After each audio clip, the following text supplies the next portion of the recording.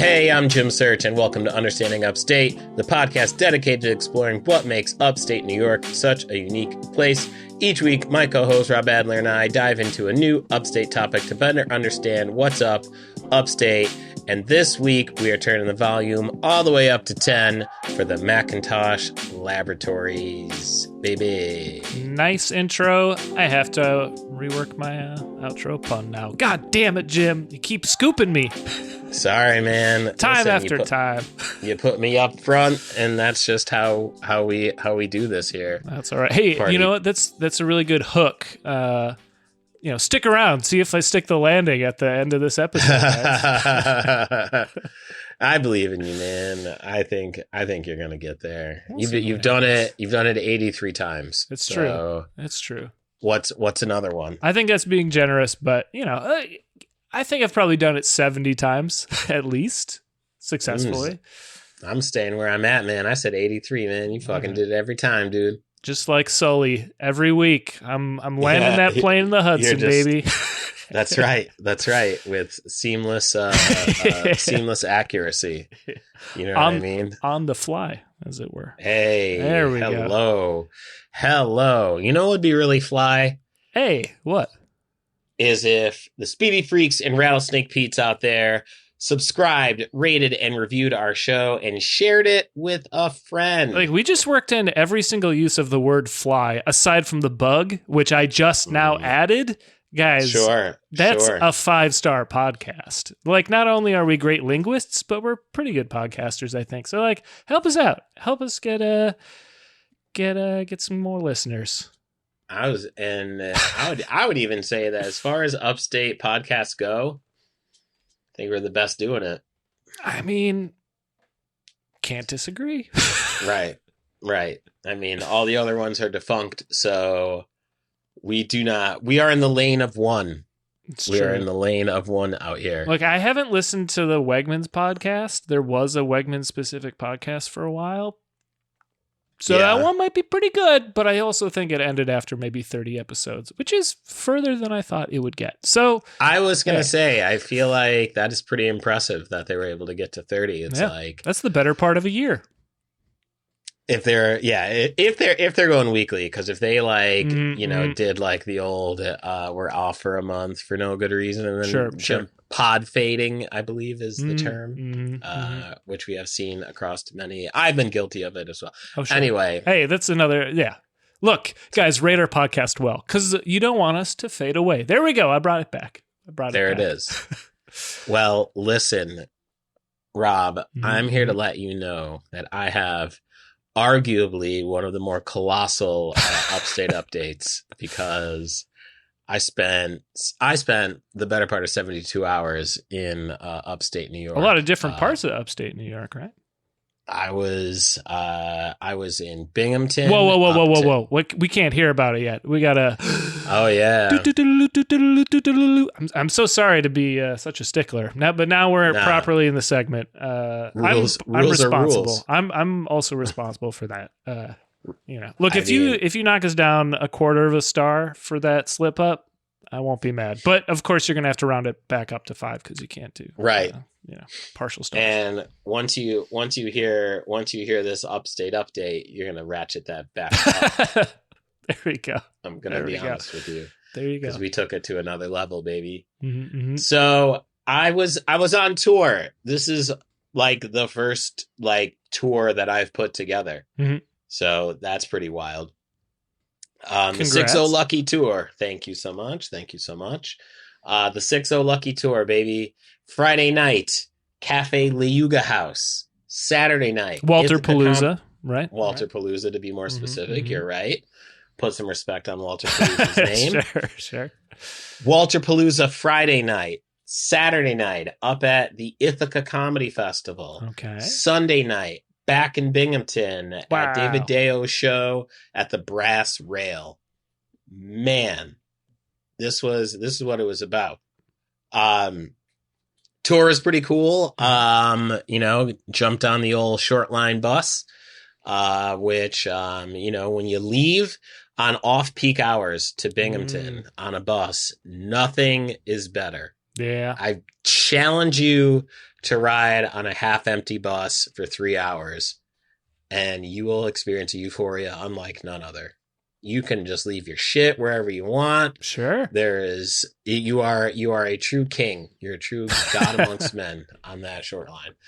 Took the 10:20 bus up, got in about, 10:20, put me there around like 1:50 or so. Nice. Stopped in at Little Venice for a late lunch.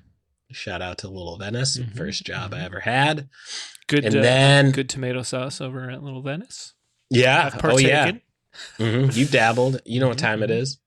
And from there was scooped up by the man of the hour, Walt. Walt came to pick me up. Before that, I swung by Stellar Human. Of course, sure. If you are familiar with Stellar Human, you should be. If not, head on over to our back catalog and listen to that episode. Swung over there, said what's up to LaRue, sold him 3 polo shirts. Wow. That's right. Some of the old polo I once owned is now going to be in the streets of Binghamton, New York. All right. Time for someone else to have fun with it. I told LaRue to, if he spots it out in the wild, take a picture, send it to me. Sure. So I can be like the sensei that has inspired some folks as far as their fashion goes. What can I say? So then after that, Walt comes to pick me up. Go to his house, staying at his house for the weekend. Very, very thoughtful, very hospitable. Shout out to you, Walt, for giving me a place to stay for the show.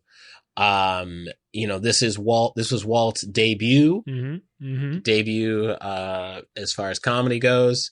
Of course, I rounded out the comedy portion of that show, and then Winna Skels got on the mic. And it was a glorious night. Had a great turnout, man. Nice. That spot was packed out. Hell yeah. I saw some pictures. Good attendance. Oh, yeah. Very well attended. Walt made his debut. He was dressed as every grandmother's wildest dream, matching bucket hat and bucket shorts, shirt, and bucket hat to match. Nice. And to give you an idea of what the print is, it was like a masterpiece silk shirt style. If you remember what those looked like, that's what Walt was wearing on stage. Wow. Suffice to say, $1 million. Sounds like he was like $1 million in cash. Million in cash. That is how Walt was giving it up for Walter Palooza. Made his debut and went as well as anybody's first time will be. He has taken the first step, as a mentor once told me, as I told him. Once you step onto a stage, you can never step back. You have entered into a world that you cannot unenter. Even if you decide to never do it again, you're still crossed over. So he is on a journey of comedy. I went up, I told some jokes. People laughed at him. I'll be honest with you. We're gonna be brutally honest with you. People laughed at the things I said for the better part of a half hour. Got off stage. Winna Skels took the stage and was a fucking professional. There's a little technical difficulty up top, but that did not deter that man. He said, I'm sticking with this, and I'm going to give these motherfuckers a show. So props to him for doing that. Sounds like maybe there should have been a McIntosh amp I mean, Cafe Luga house. But, hey, who knows? That is for them to decide what their, I don't know what their sound system was. But he powered through, right?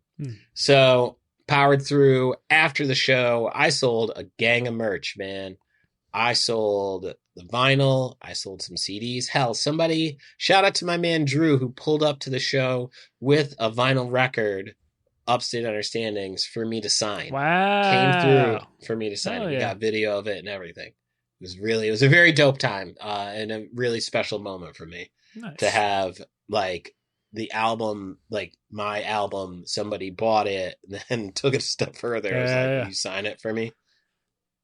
That shit, you gotta look, if you're not going home after work, you gotta plan your whole day around carrying a goddamn record around. They're not small. I've done it. Right. I've done it. Yeah. They're like, I gotta have the backpack. All right, I gotta make sure the backpack's big enough to have a record in without squishing it. Like, there's a lot of pre-planning that goes into. Oh, you gotta find the Sharpie too. Like, I provided the Sharpie though. Oh wow. Okay. I had a Sharpie. All right, you came prepared. Yeah. Oh yeah. Do you mean to tell me he brought the record and he didn't bring a Sharpie? That could have ended tragically, but I'm glad it didn't because you're a professional, Jim.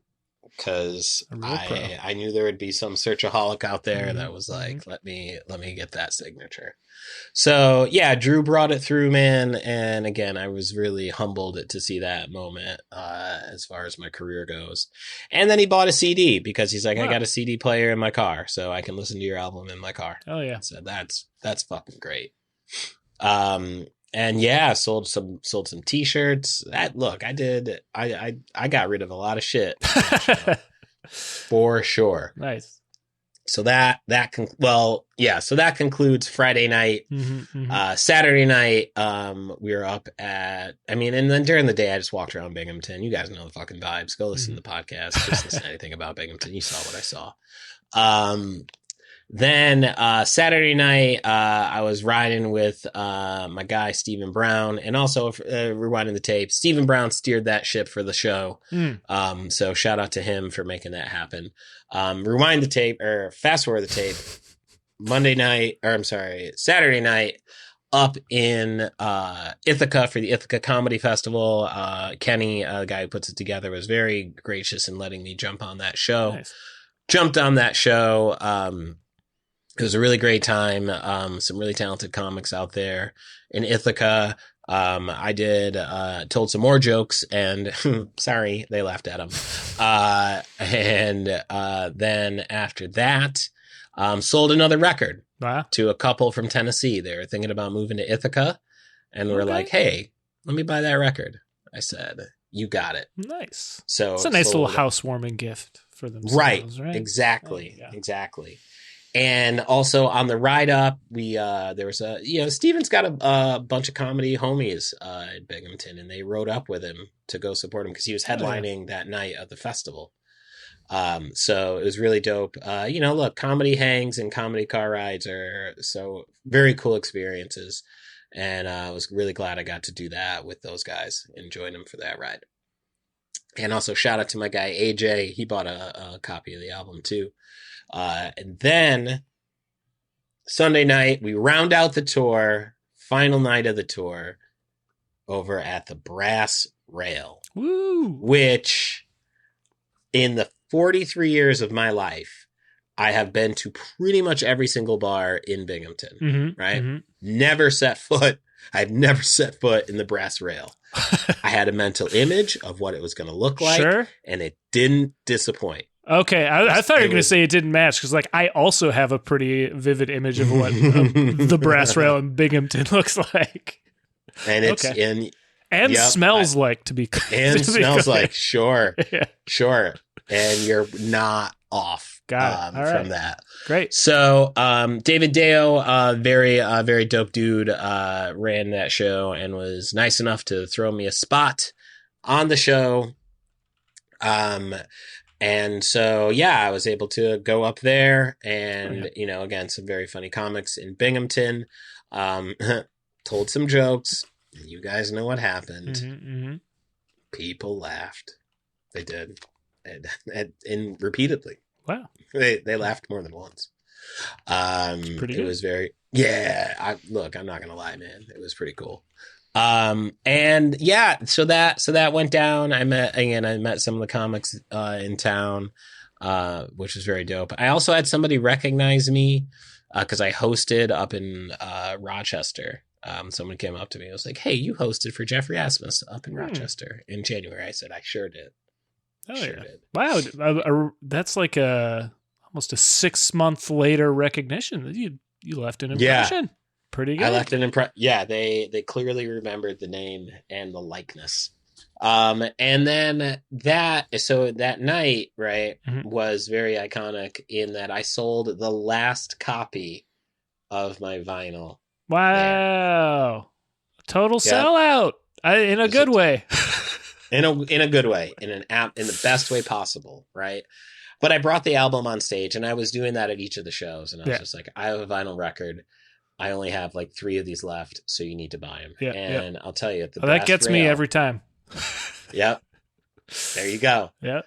Now I got to move on to CDs that I'm going to have to sell. So I'm on stage. I have the vinyl. I go, listen, folks, I am holding in my hands the last copy of my album. And before I even got back to my seat, there's a woman who's like, I'll buy it. Nice. I'll buy it right now. There you go. I was like, that's awesome. And then I go back to the merch table, and there's this dude, he loved me, man. He was just like, he went to give me a fist bump, and he's like, oh, let me move my stabbing rings. And then he gave me a fist bump. I said, this is great. And he's like, what are you selling? I go, I got CDs and tapes. He's like, give me a CD. I love it. Nice. I go, this is great, man. This is great. And then there was somebody who was sitting near the merch table, and couldn't have gotten more Binghamton. Mm-hmm. I'm sitting there. I go to leave. We're like just kind of like light conversation. I go to leave, and this guy is like, "Hey, if you ever want to go fishing, just let me know." Hell yeah! And I was like, "All right, I'll definitely if I ever decide I want to go fishing, that's great. I'm gonna let you know, man."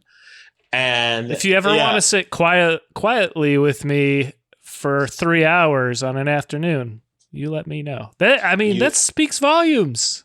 Yeah, I left a real impression on this complete stranger as to why he and I should go fishing. And and I'll be honest with you folks, if you're listening right now, which you should be because you have it on, I'm not. I'm not. Sure. I'm not gonna go. Not gonna go fishing with that gentleman ever. So, unless he's listening, maybe just hold out hope, buddy. It might happen. You can hold on to that, man. You can hold on to that as if that's what's gonna get you to sleep at night. Then I say go for it. And then that brings us to Monday. Mm-hmm. End of the tour, end of the trip, had to go, got on that 10:20 bus to back to New York City. There was one other person on that bus. One other person. That's great. Oh, it was nothing short of fantastic. Should pull the power move and set right next to him. You know what? That bus driver though, I'm going to be honest with you. I think he got some measure of satisfaction in letting us know that the outlets don't work. Oh, like he really was just like, there was like a smug, just like, yeah, the outlets don't work. And it's like, yeah, you know what? You can fuck off.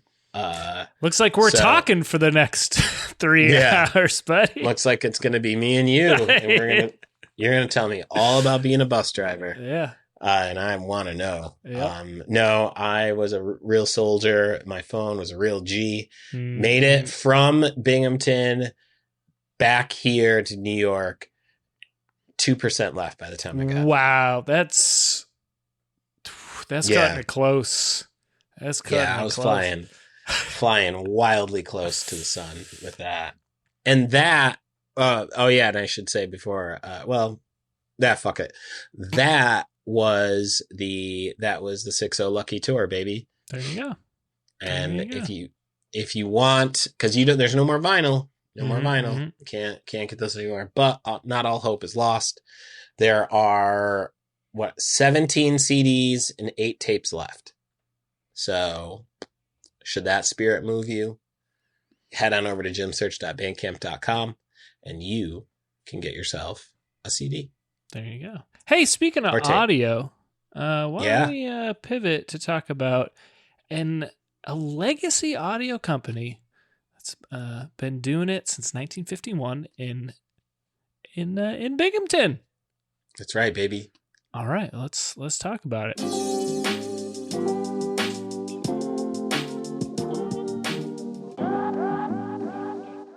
So, McIntosh Labs. If you are an audio nerd like me, you are aware of this company. And that is to say, most people are not aware of this company. It's very, we're like, everyone's heard of Bose. Like McIntosh is even more expensive and even more specialized and like super high-end stuff. You're not getting anything for under $6,000, and that's like entry level, right? Okay. So it's really, really high-end specialist, like it's hi-fi equipment. But also, as we'll see, they've been really integral in some famous music moments. We're going to talk a little bit about Woodstock later, and kind of their role in that, which of course happened in upstate New York. That's right. So let's learn a little bit about McIntosh, shall we? So McIntosh Labs is an American manufacturer of handcrafted high-end audio equipment headquartered in Binghamton, New York. And the headquarters are there, they design them there, and they make them by hand there. It's designed by Binghamtonians and made by Binghamtonians. These are lovely, lovely machines. I guess they're not machines, but you know what I mean. It is a subsidiary of McIntosh Group, which in November 2024 was acquired by Bose, a fellow American audio company. The company was co-founded in 1949 by Frank H. McIntosh and Gordon Gow. McIntosh Labs designs and produces audio amplifiers, stereo tuners, loudspeakers, turntables, music streamers, processors, and various other audio products. I will add they're most known for their amplifiers, turntables a little bit, and also like stereo tuners. So kind of like classic stereo equipment. Right. Although solid-state components are a large segment of the McIntosh line, audio enthusiasts most revere the warm sound of the company's tube amplifiers. We'll get into that in a little bit, kind of the differences there. I'm going to try and keep everything very like layman terms. Like, don't worry, I'm not gonna. I think for the speedy freaks and rattlesnake Pete's, they're gonna need some. You're gonna have to dumb it down in the. I'm gonna break it down. Way. I'm gonna break it down. The most flattering way possible. For sure. I'll just put it in like speedy terms. It'll be like the tube circuit is like the chicken speedy. Solid state circuit is like a lamb speedy, right? We'll keep it on those terms. Don't worry. Anyway, some of their tube amplifiers rank among the finest ever created for home audio and theater use. The Unity coupled circuit their Unity coupled circuit, patented at the brand's inception, is still used today in products like their MC275 amplifier, whose vacuum tubes, used in many of the company's products, help it impart a lifelike warmth and soul to the sound. McIntosh transformers are hand-wound in-house, as they've always been, according to McIntosh President Charlie Randall. Many of the employees working at the Binghamton plant have been with the company for decades and number approximately 170, over 170 as of June 2022. As I said before, they've been designed and manufactured in Binghamton ever since 1951. They got to be killed. Like, the people who work there are probably, like, you know how like there's those companies that are like, yeah, everyone who works here is a millionaire. Yeah. Because like they're like privately owned and like they just like pay them out the nose to do their jobs. This feels like that would be the vibe here. Like, it's so hard to get a job here because like nobody leaves. It's super specialized. Yeah, it kind of reminds me of Stewart's shops, if you remember. Which is like, they had multiple millionaires in their there's like some dude who was just sweeping the floor who was just like, I got my third house last week. Precisely. Let's see. They have a very distinctive look, kind of ever since, looks like the 60s. They're VU meters, which is like, I'm trying to do a visual explanation of it. Like, anytime you see like a classic like retro audio equipment, it has a little level meter it's got like a little arm that like bounces, right?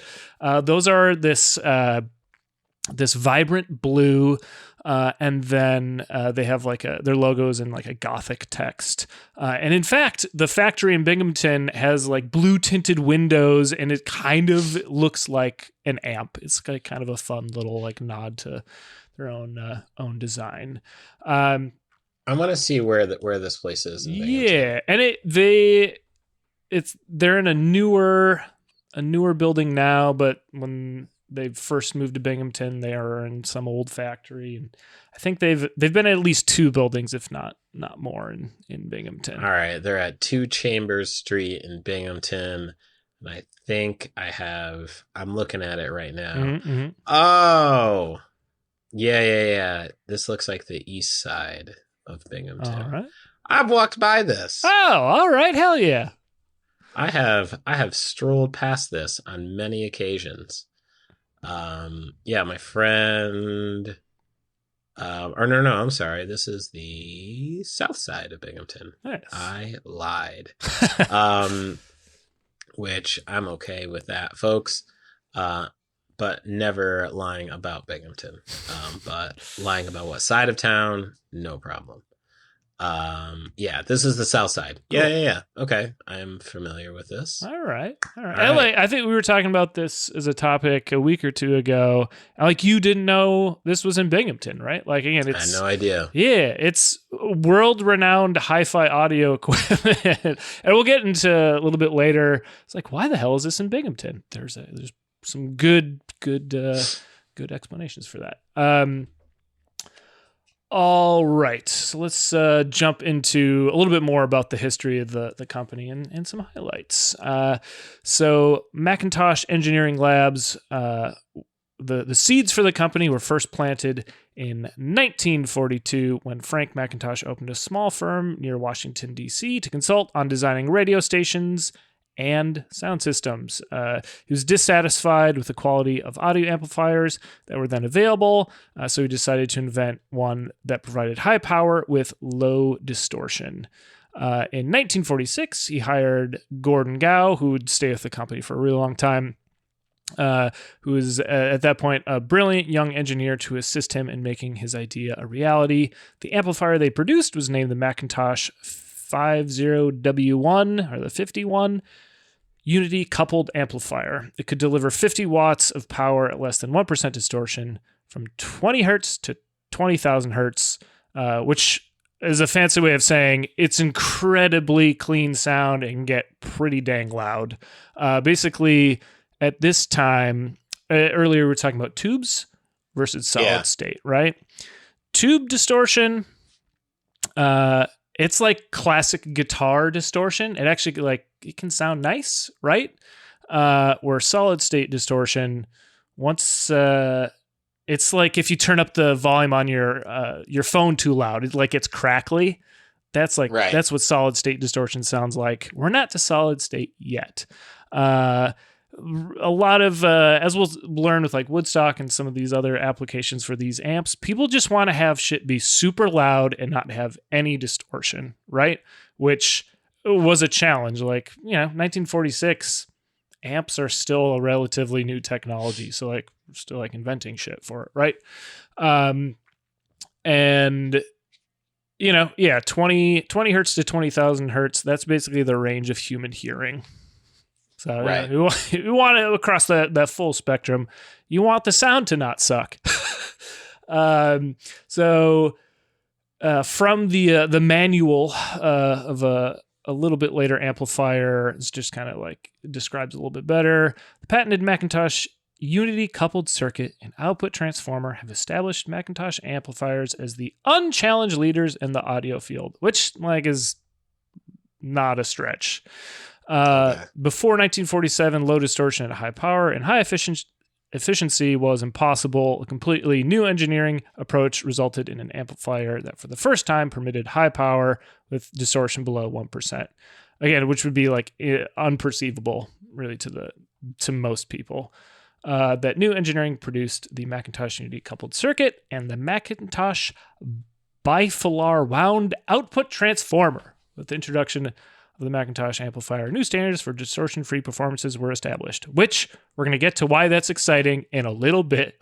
Talking about like Woodstock and some we're not going to leave you hanging. Yeah. And again, go ahead. I was going to say, you just fucking wait. You just fucking wait. Like, again, think of the time period. This is the 40s.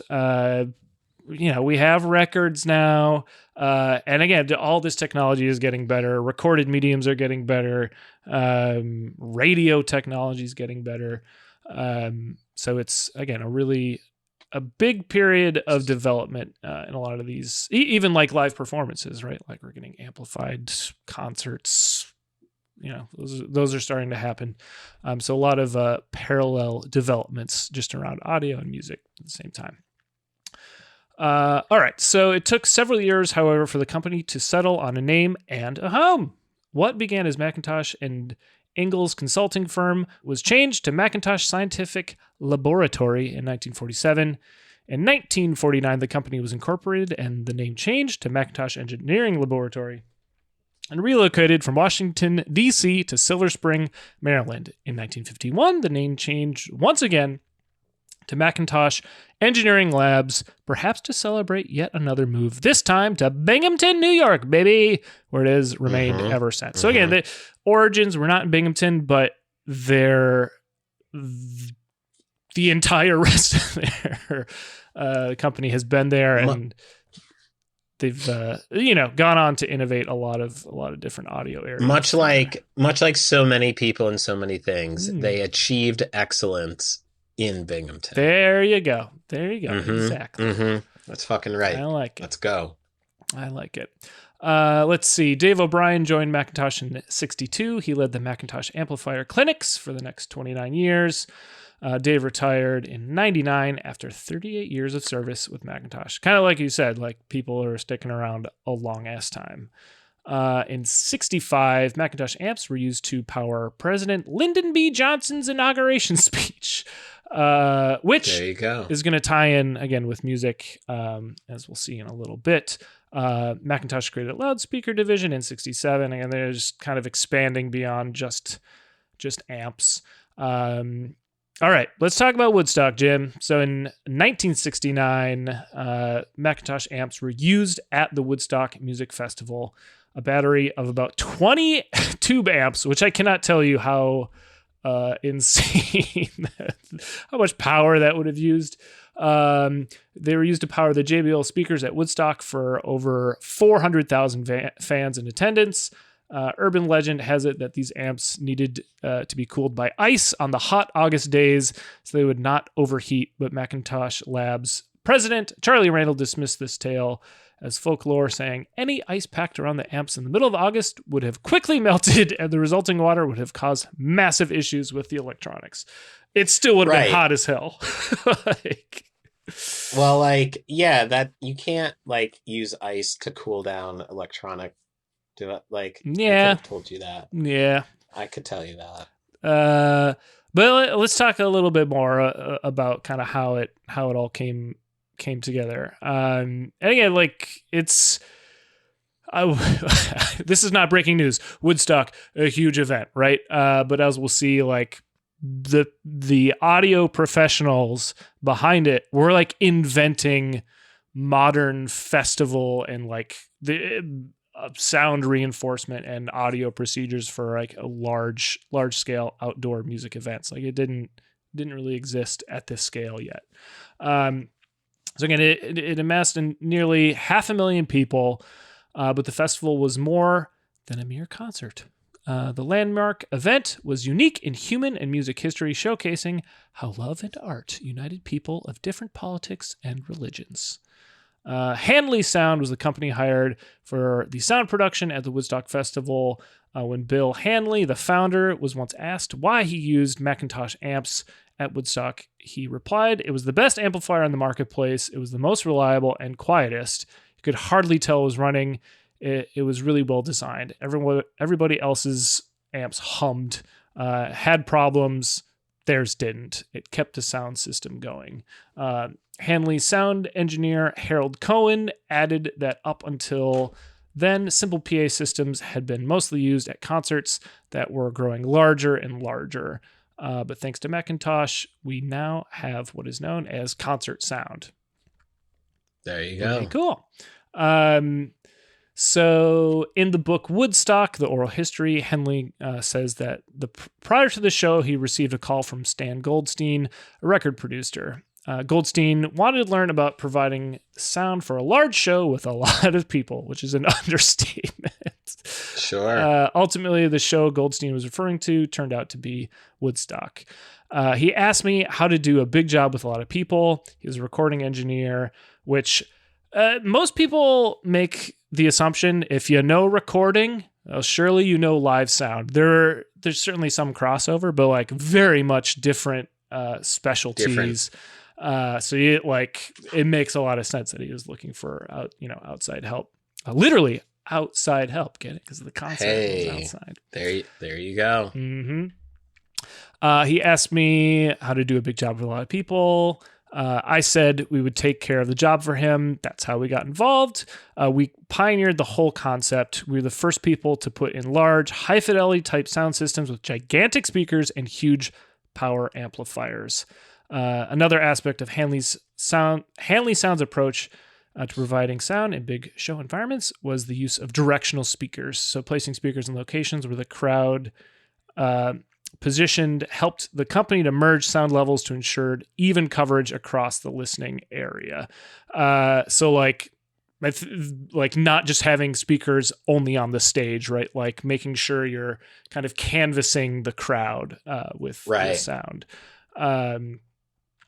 And let's see. Moreover, Hanley and his staff employed multiple compressor limiters that helped the company to control sound traveling long distances through limiting the dynamic range, which we won't get into the specifics of that. A quote from Hanley.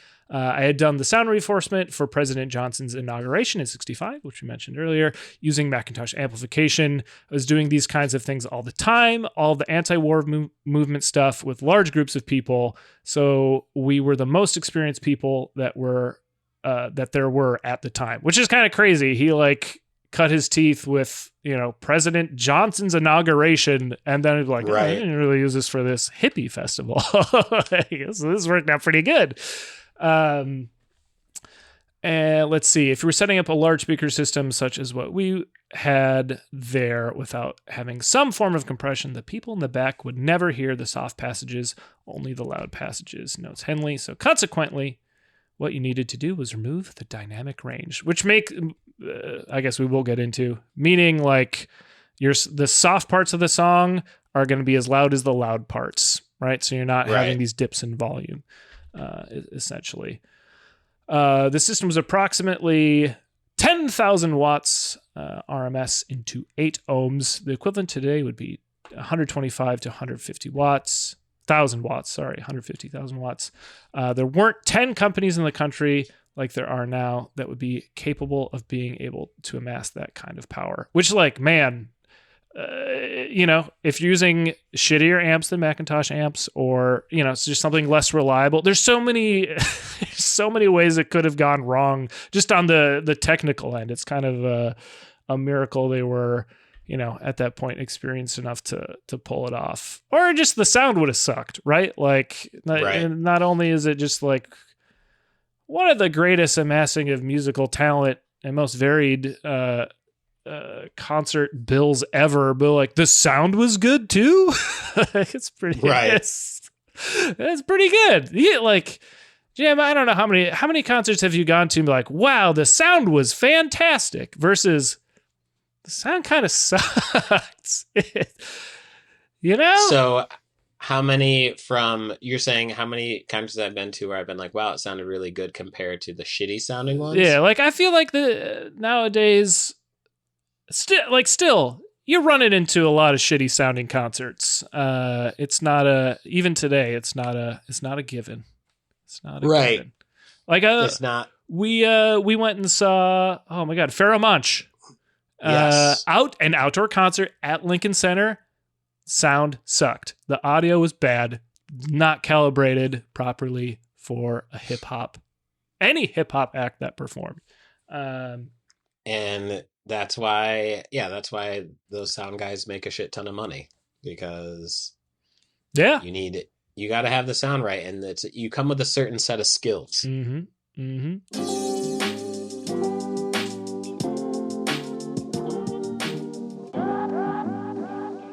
So McIntosh amps are also integral to another beloved boomer act and event, the Grateful Dead. They had this thing called the Wall of Sound. So let's talk a little bit about that. Again, they're just kind of continuing to revolutionize concert audio systems. The Grateful Dead's Wall of Sound, it was 600 speakers, Jim. 600 in like the 60s. It's a lot of rigging. I think it weighed something like 75 tons. I remember reading somewhere. Jesus. Yeah, it's a lot. Like, you look at it and it's a village of scaffolding. It's insane. McIntosh amplifiers were at the heart of the sound system, delivering unmatched power and performance. Again, leading into this, big outdoor concerts became more and more of a thing, and the live performance audio equipment just isn't there yet compared to like recording audio. The Beatles took a break from touring because of these kind of issues. Like, people were figuring this shit out in the 60s. They leveraged 48 McIntosh amplifiers to deliver 28,800 watts of power. The system was so advanced that each string on Phil Lesh's bass had its own channel and speaker. Pretty cool. Pretty cool. The Wall of Sound helped solve distortion problems that plagued live music venues.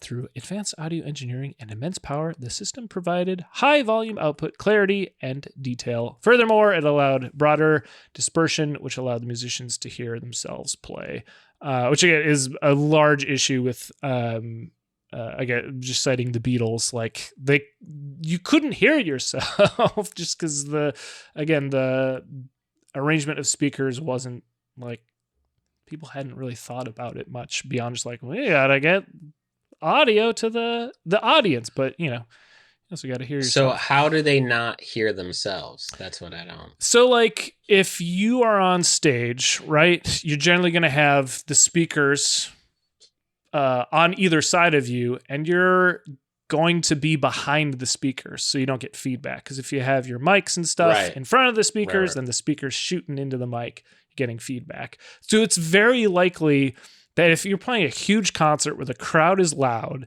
the music, again, you're on a big stage, the speakers are far away from you, you're not going to be hearing much of anything that you're doing.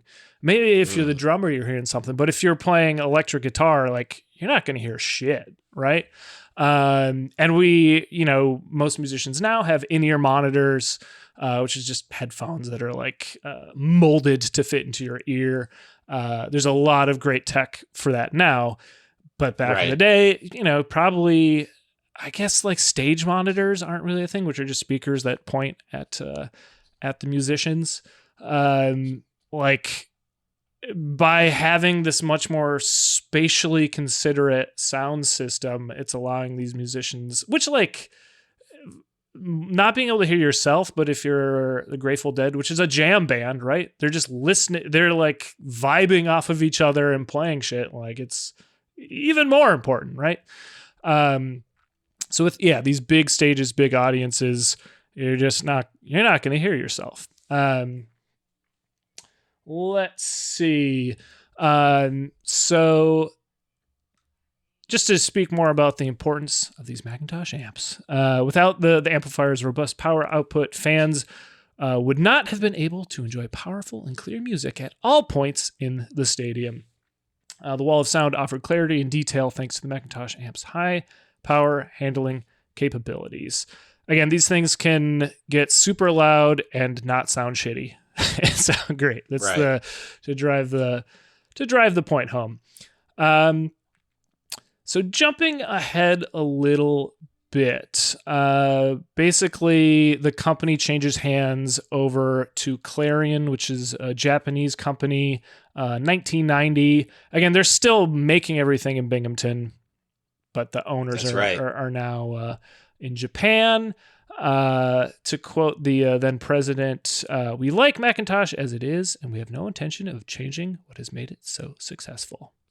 Smart. Yep. Don't fuck with Binghamton. They did add car audio and home theater divisions, though. So hey, not a bad idea. Well, bring it home to the people, I suppose. That's fine. They then brought it to Italy. It was in 2012 purchased by Fine Sounds SPA of Milan. But then in 2024, it was purchased by basically the Bose Corporation, which is like owned by someone else. So they're under some like big conglomerate, but they're still just kind of doing what they're doing. Now, Jim, you may be familiar with a different Macintosh, right? I think we've all probably heard of Apple and their Macintosh computer. I've heard of that. So Apple founder or co-founder Steve Jobs reached a settlement agreement with Macintosh president Gordon Gao, and who's that young engineer back in the day, to use the name Macintosh for Apple's startup personal computer line. They're spelt differently. Macintosh computer has the A in it. This is just McIntosh. So like spelled differently, pronounced the same. Although the brand names have different spelling and they sounded enough alike, pronounced that the agreement required a placard to be placed on the back of the Macintosh Plus 1 megabyte computer starting in 1983. In March of 86, Apple gained exclusive rights to use Macintosh name for an undisclosed but substantial sum of money. I would think so. I don't think it would be an undisclosed sum of money in the total of $3. Yeah.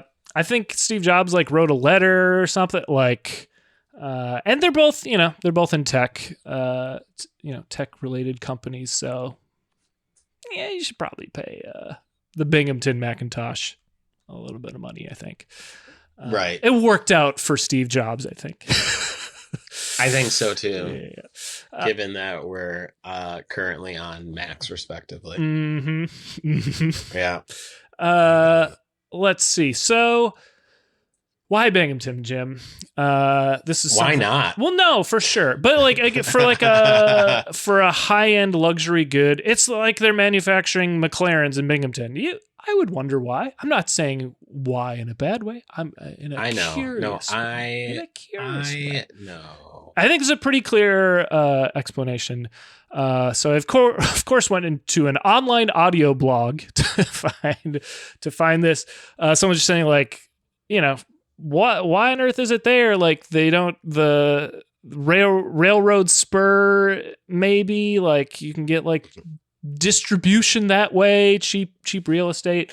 And one user simply put it, IBM is or was headquartered in Binghamton, from which grew a high density of engineering talent. Someone else also mentioned, we had the aviation flight simulator company was based there. There's a lot of engineering happening in the Triple Cities. Lower real estate values, taxes, regulations, other overhead costs probably played some role. But I really think that it being a hub for engineering played some role. IBM obviously loomed very large in the area at that time. And I think someone mentioned that former IBM engineer go on to be a local Macintosh tech, basically of some renown. So there's some crossover there as well. The final thing I want to leave us with here is just a little bit of from someone's factory tour of the factory. Just to give us a little taste of what they saw. This is from worldwidestereo.com. Let's hear it. This wasn't the first factory I've toured, but I was immediately grinning from ear to ear. I love machinery and seeing huge bins of parts. Watching the assembly of world-class product is far from dull, in my opinion. However, I was a bit surprised by what I found. Here, there are no large bins of parts waiting to be assembled, only the base materials themselves, which are constructed by hand to make each part. There's hardly any machinery at all, only in places where human hands are not adequate, such as glass cutting. Even then, the machines are manually operated and don't rely on computers to drive them. The wonderful employees are not assembly line workers, but skilled craftsmen and craftswomen. I was extremely impressed by the skill, care, and dedication to perfection shown by every worker. Again, these things are the best, literally the best audio amplifiers in the world. They're made by hand by Binghamtonians, which is why you should pay $6,000 for one, baby. That's right. 607, stand up. There you go. Nothing but the best comes out of that fucking city. That's true. I'm saying it for years. It's true. I'm saying it for years. Jim, that's where I'll leave it without rambling. We're at risk of me just going off about compression for another 30 minutes. But yeah, I was really delighted to learn this. I think this is something I learned, I don't know, in the last 3 or 4 months too. After I've been doing this podcast for like over a year, I still, again, it's sure, and it's something I'm plugged into, as it were. I was delighted to learn that it's a Binghamton its roots company. are in the 607. Yeah, man. And as you said earlier, like I had no idea that this like titan in the sound game was over on the south side of Binghamton, man, with millionaire employees walking around. Good work if you could find it. Yeah, man. Sign me up. Hey, speaking about signing up for things, you should subscribe, rate, and review this podcast, because you're going to get nothing but top tier transitions like that one from here on out, baby. It really helps us out. Share an episode with a friend, give us 5 stars, write a positive review, and throw in a suggestion for other audio equipment that's manufactured in upstate New York. I'm sure there's some that I don't know about. Would love to learn more. Help us out. 5 stars, guys. Yes, please. Yes, please. Hey, you know what Speedy Freaks and Rattlesnake Pete's can help themselves to, Jim? It's some of the fine offerings from you and I. What do you got for them? All right, man. Let's just say you vibed out at Woodstock, right? Mm-hmm. You were really high the whole time. You stayed away from the infamous brown acid. Didn't get into any of that. You had a good time. You had a lot of unprotected sex with strangers. Sure. Just you did it all, man. And still you were looking for more. You just needed more audio excellence, right? Well, look no further than Upstate Understandings. That is my comedy album, right? That is an Upstate treasure, just like McIntosh. Now, you may want to get a vinyl record, but you can't. You can't do that because they're sold out. They're gone. Jimsearch.bandcamp.com is the place to go. But if you're looking for vinyl, you can't find it there. But what you can find are CDs and cassettes and T-shirts are all available. And you could also buy it on the digital platform as well. That's another place to get it. And also in all the digital streaming platforms. They're available there. And also on the Pure Comedy channel on SiriusXM. That's another place you can hear me. I have been in rotation there, which is pretty dope. Jim Search Comedy at .com is another place to look up all my dates. I've got some shows coming up and all that fun jazz in the city. So go ahead and run those up. Rob, they bought a CD, they bought a cassette, they bought a T-shirt, they even bought a set list. They wanted to buy one of those signed set lists I have for sale, but they're still looking for more. Can you help them? I sure can. Let's just say you've been doing some legwork. You've been making some phone calls, consulting some audio engineers. You've miraculously set up 600 speakers on 75 tons of scaffolding, arranged everything perfectly, but you got nothing to play on this, Jim. You got nothing to play on this sound system. Well, I'm going to help you out. Grab my album called New York Sticky, available at brooklynfrequency.bandcamp.com.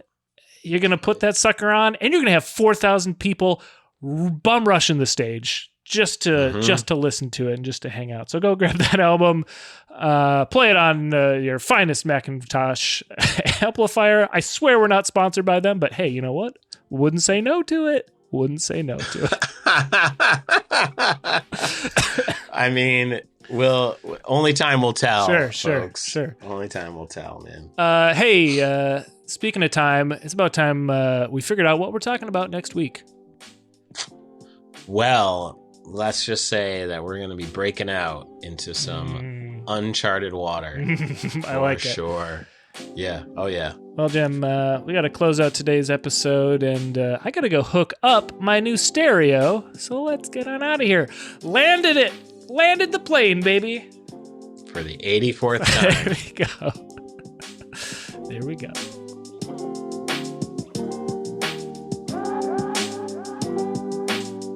Understanding Upstate is a podcast hosted by Jim Search and Rob Adler, edited by Rob Adler, and music from Regal Monk.